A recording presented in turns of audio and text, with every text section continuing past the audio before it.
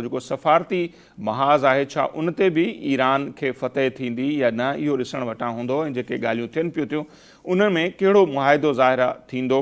ऐं इहो बि तइ थियल आहे त ॿई मुल्क इहा दावा कंदा त उन्हनि खे फ़तह थी आहे, पर अवाम में वो नैरेटिव जो है कंहिंजो वधिक सेल थींदो। जी शाहिद साहब, हम ये इस पे बात कर रहे थे कि सफारती मेज़ पर क्या सूरत हाल बनती हुई नजर आ रही है, क्या उस पर भी आपको लगता है कि ईरान को कामयाबी होगी? देखिए, ये तो सफारती मेज पर उसी कामयाबी मिलती है कि जो असादी तौर पर मजबूत हो। आप जानते ही हैं कि अगर आप शिमला मुआहदे की तरफ देखें तो उस वक्त हम बज़ाहिर हारे हुए थे। हमारे 90,000 फौजी वहाँ पे थे, मुश्किलात थी, पाकिस्तान 2 हिस्सों में तकसीम हो चुका था, लेकिन भुट्टो साहब ने उस वक्त असाब की मजबूती दिखाई और आखिरी टाइम पर ये भी आपने पढ़ा होगा, आपने सुना होगा कि मुज़ाकरात भी नाकाम हो चुके थे और पैकअप हो चुका था, टीम वापस आ रही थी, लेकिन आखिरी वक्त पे जब इंदिरा के साथ वो मिले, इंदिरा गांधी के साथ, और आखिरी टाइम पे बाजी पलट गई। तो ये असाब इस पे बड़ा ज्यादा काउंट करते हैं। और अगर ईरानी टीम ने अपने असाब को मजबूत रखा और मामलात को कार्ड अपने पत्ते अच्छे तरीके से खेले तो मेरा ख्याल में कि वो मामलात को बेहतर अंदाज में अपने हक में कर सकते हैं, क्योंकि ईरान के हाथ में बारकैफ ये पता जरूर है कि वो अमरीकी मफादात को अरब ममालिक में हिट कर सकता है और हिट करेगा। तो अगर अमेरिका उसके साथ शेयर करेगा तो फिर इसराइल भी निशाने पे होगा, अरब ममालिक भी होंगे। तो इसी चीज को वो कैश कर रहा है और इसी चीज को वो आगे बढ़ाने के लिए कोशिश है। तो जब भी ये बैठेंगे आमने सामने और जब भी मामलात मेच्योरिटी की तरफ जाएंगे तो डेफिनेटली ईरान की जो टीम है, जो उनके वजीर खारजा हैं और इराकी साहब और जो कालीबाफी हैं या जो भी हैं, तो वो जाहिर है कि कालीबाफ हैं, वो सारे मामलात को वो बेहतर अंदाज में डील करने की कोशिश करेंगे ताकि वो बाजी को अपने हक में लेके जा सकें। बिल्कुल सर, जैसे आपने शिमला का मुआहिदा किया, तो अब ईरान और अमेरिका के दरमियान जो भी बातचीत हो रही, जो भी मुआहिदा होगा, आपको लगता है कि वो दोनों ममालिक की क़यादत के लिए कितना अहम होगा, स्पेशली उनके सियासी मुस्तकबिल के हवाले से देखा जाए तो अगर इस तरह का मुआहिदा होता है जिसमें जोहरी मुआहिदे पर कोई बड़ा समझौता नहीं होता, तो फिर डोनाल्ड ट्रंप साहब की पोजीशन आप क्या देख रहे हैं? पहली बात तो ये कि उस पर एग्री होगा या नहीं, क्योंकि वो अपने लोगों से ये दावा कर चुका है कि हम गिफ्ट देंगे अमेरिका को, ऐसा गिफ्ट जो जोहरी हथियारों के बगैर ईरान होगा। अगर उस पर कोई बातचीत नहीं होती तो आपको लगता है कि डोनाल्ड ट्रंप साहब के लिए मुश्किलात और ज़्यादा बढ़ जाएंगी अमेरिका में? नसीर, आप और मैं इकट्ठे थे जब हम अमेरिका में गए थे 2016 में, जब डोनाल्ड ट्रंप साहब पहली मरतबा इलेक्शन कंटेस्ट कर रहे थे और वो अप्रैल था, काफी टाइम था। और उस वक्त वहाँ जो सिचुएशन थी वो ये थी कि उन्हें एक संजीदा उम्मीदवार के तौर पे नहीं लिया जा रहा था। किसी को ये नहीं लग रहा था कि ट्रंप साहब कामयाब होंगे, और जिनसे अपनी बात हुई थी बजाय फरमाए वो कह रहे थे कि ये अगर कामयाब होंगे तो अमेरिका की सबसे बड़ी नाकामी होगी, बड़े बड़े प्रोफेसर, सबसे बड़ी नाकामी होगी। लेकिन वो उस वक्त भी कामयाब हुए, दूसरी मरतबे भी कामयाब हुए।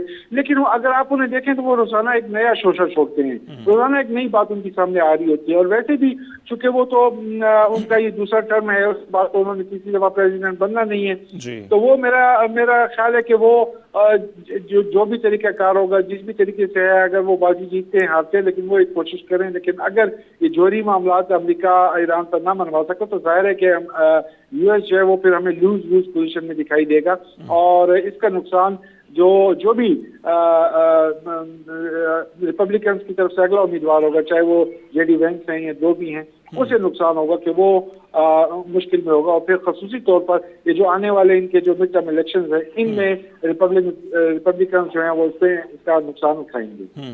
तो कुछ लोगों का ये भी ख्याल है, शायद साहब आपकी राय चाहेंगे कि तारीख में अगर ऐसा होता है, इस जंग के बाद हो सकता है, ये भी हो सकता है कि डोनाल्ड ट्रंप को तारीख में गोरबाचोव के तौर पर याद किया जाए, जैसे गोरबाचोव ने रशिया के साथ किया, ट्रंप वो अपने मुल्क से करने जा रहे हैं। ये भी कोई नजर आ रहा है इम्कान आपको? देखिए, गोरबाचोव की भी बातें हो रही हैं, वियतनाम की जंग की भी बातें हो रही हैं, अफगानिस्तान की हवाले से भी बातें हो रही हैं। जाहिर है यहाँ भी वो नाकाम होकर अमेरिका को निकलना पड़ा। तो ये सारी चीजें हैं, सारी बातें हैं और मामलात पे जो है वो इसी सिंध में आगे बढ़ रहे हैं, क्योंकि एक इशू तो है, मतलब आखिर कब तक ये मामलात इस तरह चलेंगे। तो डेफिनेटली ईरान जो पॉलिसी लेके चल रहा है, मेरा ख्याल में इस वक्त अगर हम देखें तो बजाय तो यूएस वो है सुपर पावर, लेकिन ईरान ने घेरा हुआ है अमेरिका को कि वो अपनी विकेट पे उसे खिला रहा है और खिलाने की कोशिश करे। तो ये एक मैं समझता हूँ कि ईरान की असल और बड़ी कामयाबी तो यही है। बिल्कुल। अच्छा सर, आखिर में जैसे आज मैं देख रहा था कि ईरान के जो दिफा वाले वजीर हैं उन्होंने कहा है कि ईरान ने अमेरिका को अब इस पोजीशन में नहीं छोड़ा कि वो फ्यूचर में किसी आज़ाद मुल्क पर अपनी पॉलिसी मुसल्लत कर सके, और उन्होंने वेनेजुएला का भी हवाला दिया। तो आपको भी लगता है कि ईरान ने वो हशर कर दिया है अमेरिका का? देखिए, अब होगा यही, जिस तरह ईरान ने जो पॉलिसी अपनाई थी, अब होगा यही कि अगर कोई मुल्क बराह रास्त अमेरिका को जवाब नहीं दे सकता या उसे हिट नहीं कर सकता तो वो उन जगहों को हिट करेगा कि जो उसके आसपास हैं और जहां अमेरिकी मफादात वाबस्ता हैं। तो ये एक नई पॉलिसी सामने आई है और यकीनन ईरान ने एक जो ट्रेंड सेट किया है, ये एक ऐसा ट्रेंड है कि आने वाले वक्तों में जब भी अमेरिका ने कहीं एग्रेशन की किसी मुल्क के खिलाफ तो डेफिनेटली उसे इसी अंदाज में जवाब मिलेगा जिस अंदाज में ईरान उसे जवाब दे रहा है। सही, बहुत शुक्रिया शाहिद अमीन साहब, बहुत शुक्रिया आपने हमारे वक्त निकाला। नाज़रीन, शाहिद अमीन साहब सीनियर सहाफ़ी तर्जनिगार, उन्होंने जो तर्जुमो वहाँ जो साम्हूं आहे बिल्कुलु उन्होंने हिकिड़ी ज़बरदस्त असांखे यादि ॾियारी त जॾहिं असां अमेरिका जे दौरे ते हुआसीं, डोनाल्ड ट्रम्प साहब पहिरें भेरो सदर तौरु उम्मीदवार तौरु साम्हूं आयो पिए, त अहम जेके बि हार्वर्ड यूनिवर्सिटी जा प्रोफेसर हुजनि, CNN जा तर्जिया निगार, वाशिंगटन पोस्ट जा राइटर, उन्हनि सां जॾहिं असांजी मुलाक़ात थी पिए त उन्हनि खां इहो सुवाल असां रखियोसीं पिए बार बार त छा था ॾिसो जेका इलेक्शन थियणु वञे पई, डोनाल्ड ट्रम्प जहिड़ो माण्हू मूंखे लॻे थो त कामयाबु थी वेंदो, त कंहिं बि को माण्हू सीनियर लेवल जा माण्हू इहा ॻाल्हि मञण लाइ तयारु न हुआ। उन्हनि जो इहो चवणो त जेकॾहिं डोनाल्ड ट्रम्प कामयाबु थिए थो, पहिरें तुंहिंजो इम्कान नाहे, थिए थो त अमेरिका जी सभ खां वॾी नाकामी हूंदी। पर बिल्कुलु असां ॾिठोसीं त हू पहिरें ट्रम में बि कामयाबु थिया, पोइ जॾहिं ॿीहर आया त शिकस्त मिली, वरी हिकु भेरो ॿीहर हाणे हू कामयाबु थी आया आहिनि। उनखां पोइ जेको कुझु हुननि कयो आहे उहो समूरी दुनिया जे साम्हूं आहे, ऐं अमेरिका खे जंहिं पोज़ीशन ते हुन आणे बीहारियो आहे, ख़ासि तौर ते ईरान जंग खां पोइ, ऐं न रुगो ईरान जंग पर वेनेजुएला जे सदर सां उन्हनि जेको कुझु कयो, उन सां गॾोगॾु आइसलैंड जे हवाले सां जेके उन जा बयान आहिनि, उन सां गॾोगॾु कैनेडा खे पंहिंजे मुल्क में शामिलु करण जूं जेके ॻाल्हियूं आहिनि, नेटो जेके उन जा इतिहादी माज़ी में जेके बि जंगियूं थियूं उन सां गॾु हुआ, उन सां जेको उन रवैयो अख़्तियार कयो, हाणे को मुल्क जेको आहे उहो डोनाल्ड ट्रम्प सां घटि में घटि गॾु बीहण जे लाइ तयारु न आहे। हिन कंडीशन ते वञी डोनाल्ड ट्रम्प जेको आहे पंहिंजे मुल्क खे पहुचायो आहे। अॻिते छा थींदो ऐं हीअ जंग वाक़ई सुपर पावर जी तबाही जो सबबु बणिजंदी ऐं डोनाल्ड ट्रम्प साहब खे तारीख़ में गोरबाचोफ तौरु यादि रखियो वेंदो या छा, हुन ते वधीक ॻाल्हि ॿोल कंदासीं। पर हिते वक़्तु थिए पियो मुख़्तसिर ब्रेक जो, ब्रेक खां पोइ वापसि ईंदासीं त उन समूरी सूरत हाल खे सम्झण जी कोशिशि कंदासीं।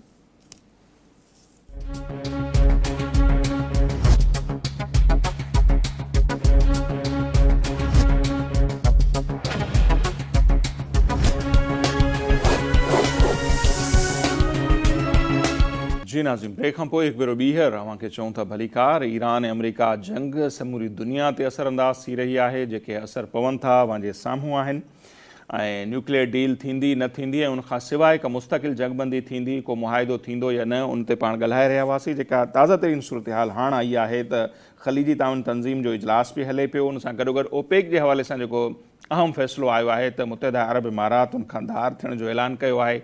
1960 खां वठी ही इतिहादो तेल जी पैदावार जे हवाले सां हिकिड़ी तंज़ीम खणी अचूं या उनजे अघनि जे हवाले सां उनखां UAE जो धार थियणु, UAE जो इन समूरी जंग में ओवरऑल जेको किरदारु आहे उहो बि सभिनी जे साम्हूं आहे, जंहिं अंदाज़ सां उहो इसराइल ऐं अमेरिका सां गॾु बीठल नज़र अचे पियो।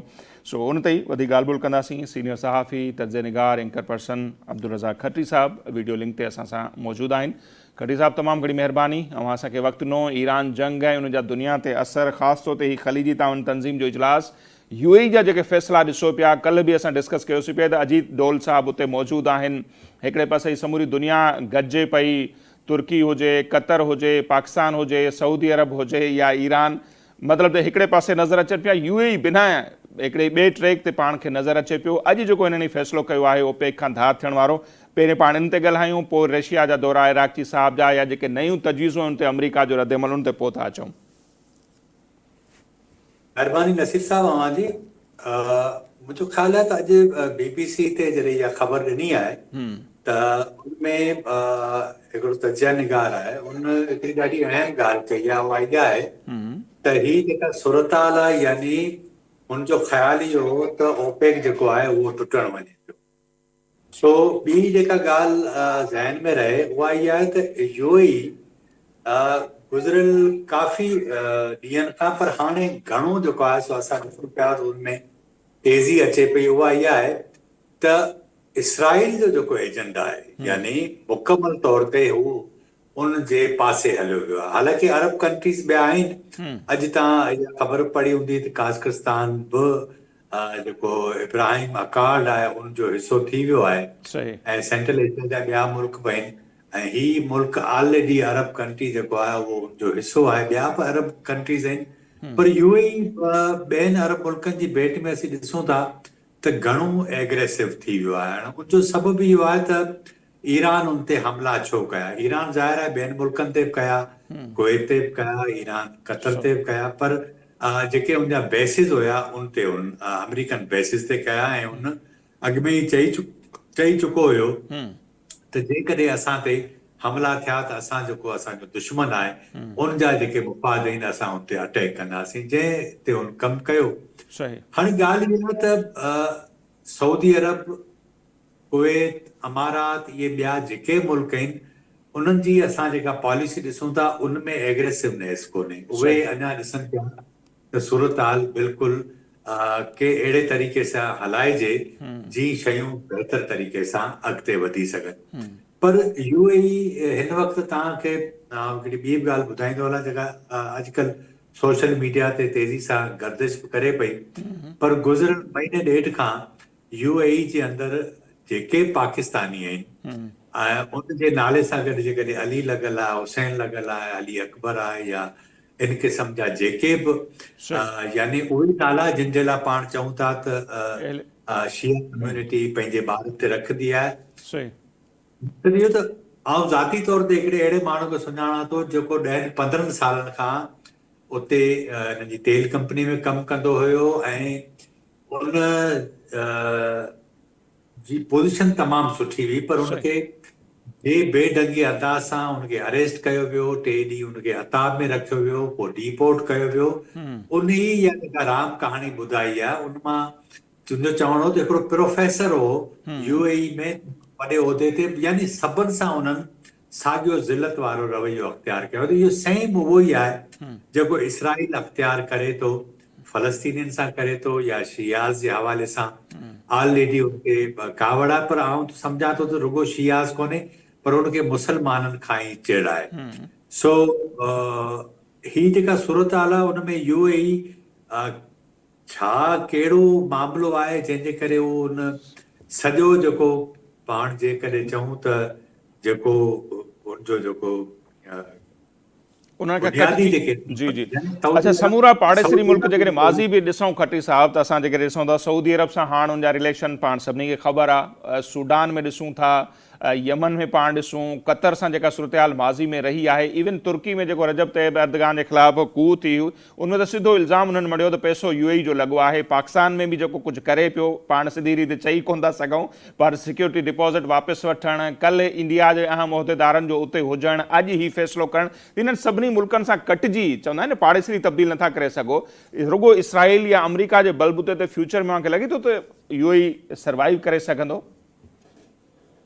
मुंहिंजो ख़्याल आहे त घणो ॾुखियो आहे। हिकु त ॾिसो ईरान वारी जंग जेको आहे उहो उन तमामु वॾो डेंट इन्हनि खे हयो आहे, ऐं इहो जेको तसवर हो त सैफ मुल्क कंट्रीज़ आहिनि, महफ़ूज़ मुल्क आहिनि, तव्हांजो सरमायो महफ़ूज़ आहे, पर हिकिड़ो $30,000 जो जेकॾहिं ड्रोन अचे थो त सूरत हाल सॼी चेंज थी वञे।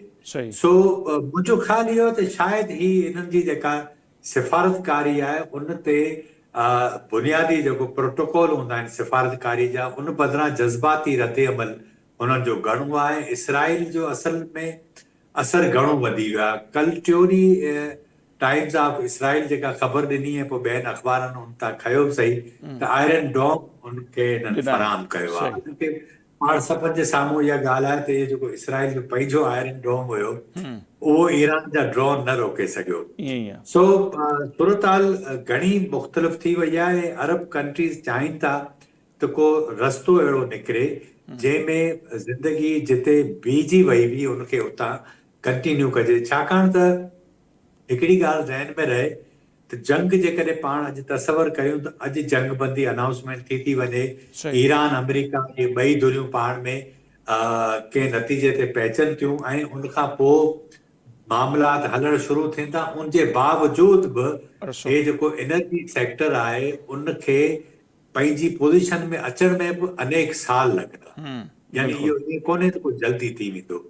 हिन वक़्तु त तेल जूं क़ीमतूं इहे आहिनि, पर इहो तव्हांखे जो तव्हां अंदाज़ो लॻायो त अॼु एक्सक्यूज़ ख़बर ॾिनी आहे त अमेरिका में 2001 खां पोइ महांगाई पंहिंजे उरूज ते आहे। बिल्कुलु ठीकु आहे, यानी 2008 में बि इहा पोज़ीशन कोन हुई, 2011 में कोविड में बि इहा पोज़ीशन कोन हुई जेका हाणे थी वई आहे। सो इन करे ट्रंप जी हिमायत में तमामु घणी घटिताई अचे पई।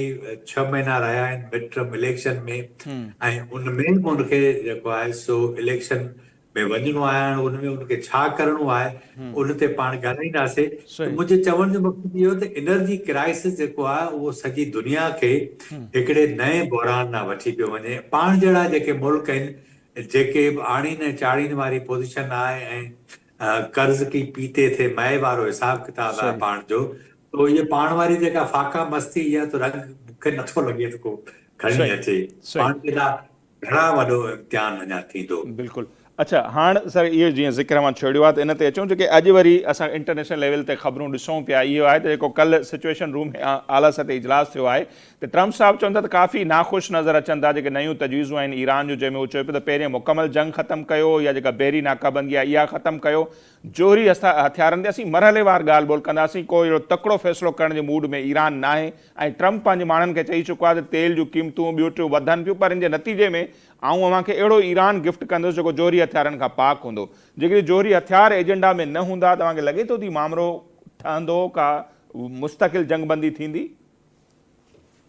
हिकिड़ी ॻाल्हि ज़हन में रखो त इहो तव्हां सम्झो त पाण दुनिया जेको आहे सो जंहिंमें कोल्ड वार ख़तमु थी, पर हाणे हीअ जेका सूरत हाल आहे इहो तव्हां सम्झो त फ्रोज़न कोल्ड वार आहे। यानी जंग ख़तमु कोन थींदी ऐं जंग थींदी बि कोन। आबना हुरमज़ खुलंदो बि सही या कोन खुलंदो। अमेरिका जेका ब्लॉकेट कई आहे उहो छा थो करे ॾिसो न, हिन खां ग़लतियुनि मथां ग़लतियूं थियूं आहिनि ट्रंप खां। उहो इन करे त ही जंग असल में उन इसराइल जे लाइ शुरू कई। उनजो बुनियादी नारो इहो हो त असां ईरान खां एटमी जेको वेपन आहे उहा उन खां वापसि खसींदासीं। ईरान उनजी तरदीद कंदो रहियो ऐं IAEA जेको ऑलरेडी चई चुको ईरान अञा इन पोज़ीशन में न आहे त जोहरी वेपन ठाहे सघे। हाणे ॻाल्हि ई आहे त इन नारे जी बुनियाद ते अमेरिका दाख़िल त थियो, पर असल मुफ़ाद इसराइल जो हुयो। हाणे इसराइल हिन वक़्तु जंग बंदि कई आहे, पर अमेरिका जे अंदरि हिकिड़ी घटि में घटि इहा रियलाइज़ेशन तेज़ी सां थियणु शुरू थी वई आहे त ही जंग अमेरिका जी त हुई कोन, ही त जंग आहे इसराइल जी। ऐं असां इसराइल जे लाइ पंहिंजा टैक्स जा पैसा केतिरो वक़्तु ॾींदासीं। पहिरियों दफ़ो इहा रियलाइज़ेशन थी आहे गुज़िरियल राउंड अबाउट 80 सालनि जे अंदरि। न त लड़ायुनि जो बगल बचा रहियो आहे इसराइल ईरान अमेरिका जो, पर हाणे पहिरियों दफ़ो थियो आहे।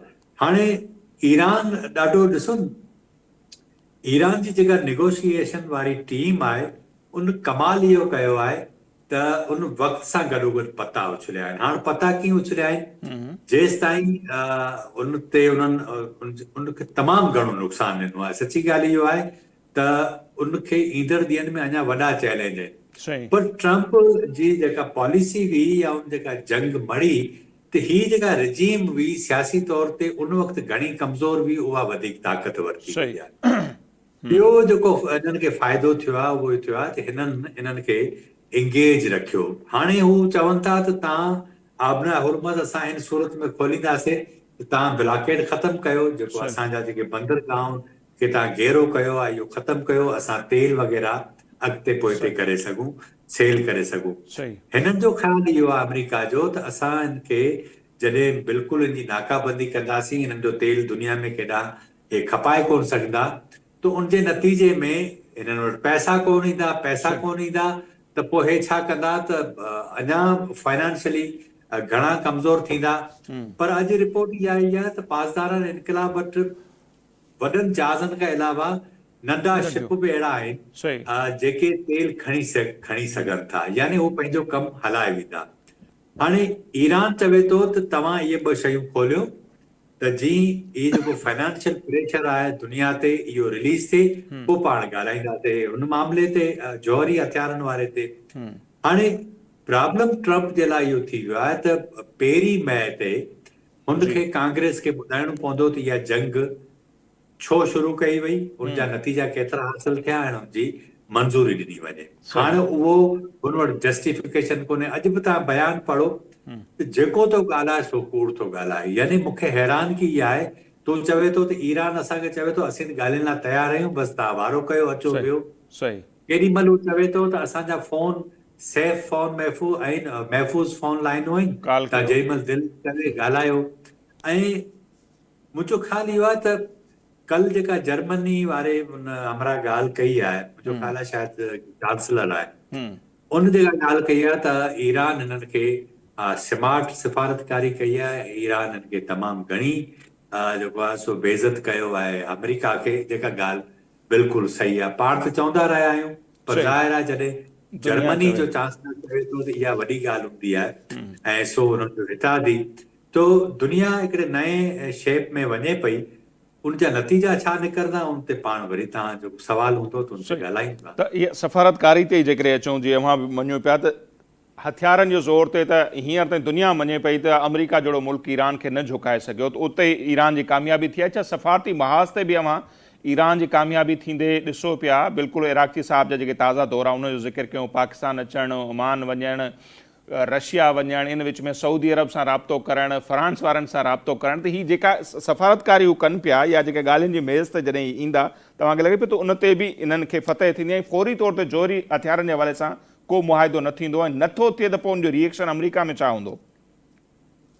मुंहिंजो ख़्यालु इहो आहे त अमेरिका जो जेको पॉलिटिकल सिस्टम आहे उनमें ज़ाहिर आहे ट्रम्प जे लाइ मसइला पैदा थींदा, पर पाण इहे सम्झो त को फौरी तौर ते उहो हटी वेंदो या अहिड़ी सूरत थींदी, उहो फ़िलहाल कोन हूंदो। पर दुनिया में बेचैनी वधंदी, ज़ाहिर आहे बेचैनी वधंदी त उनजो फ़ाइदो रशिया खे थींदो, उनजो फ़ाइदो चाइना खे बि थींदो। ऐं चाइना खे ज़ाहिर आहे हिन वक़्तु सॼी दुनिया में तेल जी क़ीमतनि जो जेको इम्पेक्ट थियो चाइना में कोन थियो आहे। रूस ऑलरेडी पंहिंजे पेरनि पर आहे तेल जे मामले में, ऐं मुंहिंजो ख़्यालु आहे शायदि 1 करोड़ बैरल पर डे उनजी पैदावार आहे। सो उनजे लाइ कुझु कोन्हे। ही जेके 2 मुल्क आहिनि सो उहे ईरान सां गॾु बीठा आहिनि। सऊदी अरब समेत ॿिया जेके अरब मुल्क आहिनि उन्हनि जे लाइ इहा परेशानी आहे त अमेरिका त असांजो दिफ़ा ई कोन करे सघियो, इन करे हुननि पॉलिसी विच धरी रखी आहे ऐं कोशिशि कनि पिया रशिया सां चाइना सां मामलात पंहिंजा सेट रखनि। ऐं टी ॻाल्हि इहा त ट्रम्प जेको आहे सो इनप्रिडिक्टेबल हिकिड़ो माण्हू आहे ऐं केॾी महिल कहिड़ी ॻाल्हि थो करे इहा ख़बर कोन्हे। पर हिकिड़ी ॿी ॻाल्हि थी आहे त जॾहिं पाकिस्तान में जो ॿियो दौर थियणो हुयो हिन जो ॻाल्हियुनि जो, इराक़ी साहब आयो, उनखां पोइ जो तव्हां नोट कयो हूंदो त जो मूड ईरान जे हवाले सां घणो रिलैक्स आहे। यानी रिलैक्स मां मुराद इहा आहे थधो आहे, धमकियूं नथो ॾे त हिकु राति में ईरान जी तहज़ीब ख़तम थी वेंदी या ईरान जी जेका रिजीम आहे उहो अहिड़ी आहे, इन क़िस्म जूं ॻाल्हियूं हिन वक़्तु कोन पियो करे। या हू चई सघियो पिए जंहिं ॾींहुं हुन ते व्हाइट हाउस में होटल ते जेको अटैक थियो उनमें बि ही सियासी पॉइंट स्कोरिंग करे पिए सघियो, त पर उन इहा बि जेको आहे सो छा पाण छा चऊं त ठका कोन। बिल्कुलु। ऐं इन में वरी हुन हमरा जो रिटन बयान बि त अची वियो न, जेको अमेरिकी सहाफ़ी हुनखे इंटरव्यू दौरान ट्रम्प खे पढ़ी ॿुधायो त पोइ जेका वरी हुन सां हुनजो मुकालमो थियो आहे त हुन चयो त एप्स्टीन फाइल वारे मसइले ते मूं हमलो कयो आहे। हा न, उहो त तव्हां ॾिसो त ही एप्स्टीन फाइल ही बुनियादी मसइलो आहे ट्रम्प जो, जंहिं ते तव्हां ॾिसो मूंखे ॿुधायो त मूं पंहिंजी हिन जर्नलिज़म जी ॼमार में कॾहिं बि कंहिं सियासी लीडर खे ईअं नाहे ॾिठो त को ईअं सहाफ़ी सां ईअं ॻाल्हाइजे। सियासी लीडर त सहाफ़ी आम माण्हू सां बि कोन ॻाल्हाईंदो आहे। ऐं जॾहिं तव्हां लाइव हुजो, कैमरा जे ऑन हुजे, तव्हां हुनखे चओ तोखे शर्म कोन थो अचे, मूंखे ख़बर हुई तूं ईअं ॻाल्हाईंदी, तूं पुछड़ी आहीं, तूं खौफ़नाक आहीं। यानी दुनिया सियासती दुनिया में ईअं थींदो ई न आहे त को तव्हां तहरीर ऐं तकरीर वारे माण्हू खे ईअं बेइज़तो करियो। इन जे नतीजे में तव्हां ॾिसो न, हिन जो साफ़ियत सां ऐं सहाफ़त सां जेको रवैयो आहे, सॼी दुनिया में वेस्ट जा जेके बि मीडिया आउटलेट्स आहिनि उन्हनि सभु हिन जा मुखालिफ़ थी विया आहिनि हिकु जे रवैये जे करे। ॿियो इसराइल जेका नस्लकुशी कई आहे, जेका लेबनान में कई, गज़ा में कई, आउं तव्हांखे सजेस्ट कंदुसि त प्रोफेसर आई थिंक आवी आहे हुनजो नालो, round about he is 90 years, near 90 years, ऐं हुन मिडल ईस्ट ते किताब लिखिया आहिनि। यहूदी आहे, अरब आहे। उन जो मूं हाणे 2 ॾींहं अॻु में इंटरव्यू ॾिठो पियो, हुन चयो त मुंहिंजे लाइ हैरान कुन ॻाल्हि हुई, हुन चयो त इसराइल जेको आहे सो उन में तब्दीली ज़रूर ईंदी ऐं हिन मुल्क जे अंदरि ई हिकिड़ो अहिड़ो वक़्तु अचिणो आहे जंहिंमें फ़लस्तीनी इसराइली 2 रियासतनि में गॾु रहंदा, छाकाणि त हुनजो चवणु हो त नफ़रत जी बुनियादनि ते अवां दुनिया खे घणो वक़्तु हलाए नथा सघो, छाकाणि त हिन नस्लकुशी जे करे यहूदी ख़ुदि ही जेका सियोनियत आहे उन एजेंडा जे ख़िलाफ़ थी विया आहिनि। ऐं उनजी इहा ॻाल्हि ठीकु हुई, जेका ॻाल्हि दिलि सां बि लॻे थी। ऐं पाकिस्तान में हो त पाकिस्तान बि तव्हांखे यादि हूंदो त हुनजा जेके बानी हुआ सेक्युलर हुआ, इसराइल जिन ठाहियो उहे बि सेक्युलर हुआ, पर बाद में पोइ सियासी एजेंडा मज़हबी जेको इस्तेमालु थियो, सो नेतनयाहू घणो एक्सपोज़ थी वियो आहे। तव्हां इहो ॾिठो हूंदो नेतनयाहू जे ख़िलाफ़ हाणे इताज़ ठहे पियो, इलेक्शन अक्टूबर में थियणा आहिनि ऐं हिन जंग में जेके नतीजा हासिल करणु घुरिजनि उहे हुनखे मिली कोन सघिया आहिनि। इसराइल जे अंदरि इहा ॻाल्हि थी आहे त अमेरिका जे आसिरे ते तव्हां जंग त कई, पर अमेरिका त हाणे जंग बंदि करे छॾी आहे। ऐं हिननि जो मूड इहो त जेसि ताईं ईरान मुकमल तौर ते सफ़ाई हस्ती तां ख़तमु नथो थिए या उते रिजीम चेंज नथी थिए, पिरो इसराइली पिरो अमेरिकन हुकूमत नथी अचे, तेसि ताईं त असांजी कामयाबी आहे कोन। सो हिन सूरत में ईरान जेको आहे जेको टाइम कढे पियो, उहो टाइम कढे ई इन करे पियो त जीअं इलेक्शन हिननि जा वेझा अचनि तीअं हिननि जे लाइ परेशानी पैदा थिए। ज़ाहिर आहे जॾहिं इहा लीडरशिप कमज़ोर थींदी, इलेक्शन में शिकस्त खाईंदी, त पोइ उनजे लाइ निगोशिएशन करणु अञा वधीक आसान थी पवंदो। मतलब हू जी पाण चवंदा आहिनि थकायो वारी पॉलिसी ईरान अख़्तियार करे रहियो त जीअं भले इसराइल में बि इलेक्शन थिए, मिड टर्म इलेक्शन बि थिए ऐं उते ज़ाहिर आवाम उन्हनि खां पुछाणो करे या वोट हिननि जे ख़िलाफ़ पैदा थियनि, ईरान जी हिकमत अमली अव्हांखे लॻे थो इहा ई आहे। तव्हां हिकिड़ी ॻाल्हि नोट कयो त ट्रम्प एडमिनिस्ट्रेशन में जेके माण्हू आहिनि, जेरेड किशनर हुयो, स्टीव विटकोफ आहे या जेडी वैंस आहे, हिननि जो तव्हां पस मंज़र खणी ॾिसो त हो त 2 रियल एस्टेट जा टाइकून आहिनि, पिरो इसराइल आहिनि। जेडी वैंस जो को एॾो वॾो सियासी तजुर्बो कोन्हे, हिन जो सेनेटर थियण खां पोइ इहो आहे अमरीकी नायक थियो। हिन पासे जेके ईरान जा हमरा आहिनि, इहे इन्हनि वटि रुगो डिग्रियूं कोन्हे, हिकिड़ो वॾो तजुर्बो आहे। यानी लारे जानी हुयो, ही उहे माण्हू आहिनि जेके ईरान इराक जी जंग जो हिसो हुया ऐं मुसलसल पाबंदियुनि जे बावजूदि उन्हनि सर्वाइव कयो, पंहिंजे मुल्क में ह्यूमन डेवलपमेंट आहे उनखे बहितर कयो ऐं अमेरिका जी पाबंदियुनि जे बावजूदि एजुकेशन, हेल्थ, ॻोठनि जी तरक़ी, इहे सभु पंहिंजा शहर, इहे सभु इन्हनि क़यादत जे करे बहितर थिया। हाणे हेॾो वॾो सॼी दुनिया में हिननि जे ख़िलाफ़ प्रोपेगेंडा हो त रिजीम, ही जेका रिजीम आहे दहशतगर्द रिजीम आहे, हीअं आहिनि हूअ आहिनि।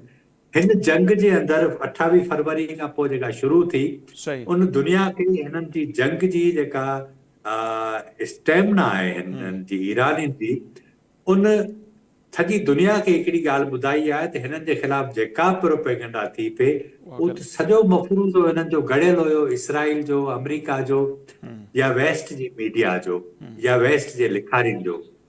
ॻाल्हि इहा त जेकॾहिं पाण हिननि खे चऊं था त मज़हबी रिजीम आहे, त पोइ पाण छा ट्रम्प खे मज़हबी रिजीम नथा चई सघूं? पाण छा नेतनयाहू खे मज़हबी रिजीम नथा चई सघूं? उहे बि साॻी सूरत हाल आहे। पर हिननि घटि में घटि हिननि जे लाइ इहो आहे त हिननि पंहिंजो प्रॉक्सिस ठाहियूं लबनान में, शाम में, यमन में, हे इहे न कंदा त हेसि ताईं त अमेरिका हिननि खे कचो खाई चुको हुजे हा। छाकाणि त अमेरिका जो इहो मसइलो न आहे त अमेरिका खे को ही रिजीम चेंज करणी, अमेरिका खे बुनियादी तौर ते डॉक्टर जेको मोहम्मद मुसद्दिक हुयो 51 खां पोइ तव्हां सॼी सूरत हाल ॾिसो, अमेरिकन CIA डॉक्टर मुसद्दिक जी बि हुकूमत ख़तम कराई, उहो सेक्युलर क़िस्म जो लीडर हुयो, पर उन तेल नेशनलाइज़ कयो हो। बर्तानिया जी जेके कंपनियूं हुयूं उन्हनि खां तेल वापसि वठी छॾियो। अमेरिका खे तेल खपे थो, वसीला खपनि था। वेनेज़ुएला तव्हांजे साम्हूं आहे, कमज़ोर मईशत, कमज़ोर फौज हुई, कमज़ोर मुल्क जो सरबराह, पर हुनखे खणी वियो, अगवा करे वियो। ईरान ईअं कोन्हे थियो। ईरान असल में पंहिंजी जेका सिफारतकारी आहे, दुनिया में जेके डिप्लोमेसी जा स्टूडेंट्स आहिनि उन्हनि खे सोच जो हिकिड़ो नओं ज़ावियो ॾिनो आहे। जेके वार स्टूडेंट्स आहिनि उन्हनि खे इहो ॿुधायो आहे त जंग सुपर पावर सां कीअं कबी आहे, यानी हिकिड़ो नओं रस्तो आहे, हिकिड़ो नई बहस आहे दुनिया में, जेका ज़ाहिर आहे तकलीफ़ आहे ऐं सॼी दुनिया हुन मां गुज़रे थी।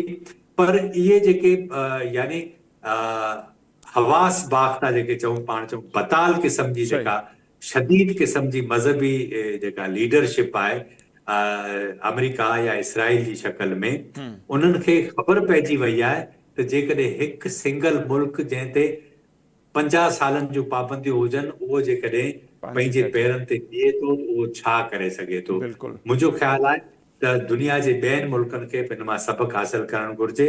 आउं हिन ॻाल्हि जी वकालत नथो कयां, पर ॻाल्हि इहा आहे त अमेरिका जी इन बुनियादनि ते हिमायत नथी करे सघिजे, इसराइल जी हिमायत नथी करे सघिजे, त हुन ईरान जे वसीलनि ते कब्ज़े करण जे लाइ हुनजे ख़िलाफ़ जेको प्रोपेगेंडा कई, असां हुनखे सम्झी वठूं। ठीकु आहे, वॾी महिरबानी रज़ा खटी साहब, बिल्कुलु इंतिहाई इम्पॉर्टेंट ॻाल्हि, ख़ासि तौर ते सभु ॻाल्हियूं, पर आख़िर वारी जेका मुंहिंजी ॻाल्हि आहे त दुनिया खे हिन खां सिखणु खपे त ज़ाहिर आहे सुपर पावर जो मुक़ाबिलो कीअं कबो आहे। पहिरियां पंहिंजे पेरनि ते बीहबो, पंहिंजे माण्हुनि जे लाइ कुझु कबो, ऐं माण्हुनि जी एतिरी हिमायत हासिलु हूंदी जो जॾहिं अवां ते दुश्मन हमिलो करे त सभु माण्हू असां गॾु बीठा हुजनि, जीअं ईरानी क़ौम साबित कयो, उनजी क़यादत साबित कयो आहे। ॾिसूं था त ईंदड़ ॾींहंनि में छा थो थिए, ऐं जीअं इहे ख़बरूं हलणु शुरू थी वियूं आहिनि, हीअ जंग सुपर पावर जे ज़वाल जी शुरूआति थी चुकी आहे। हाणे अमेरिका घणो वक़्तु सुपर पावर न रही सघंदो, इन में केतिरी सदाकत आहे, ईंदड़ ॾींहंनि में ॻाल्हाईंदासीं। असांजो अॼु प्रोग्राम हिते पंहिंजी पुॼाणींदो थो पहुचे, असां ईंदा इजाज़त, हलनि जे पाण।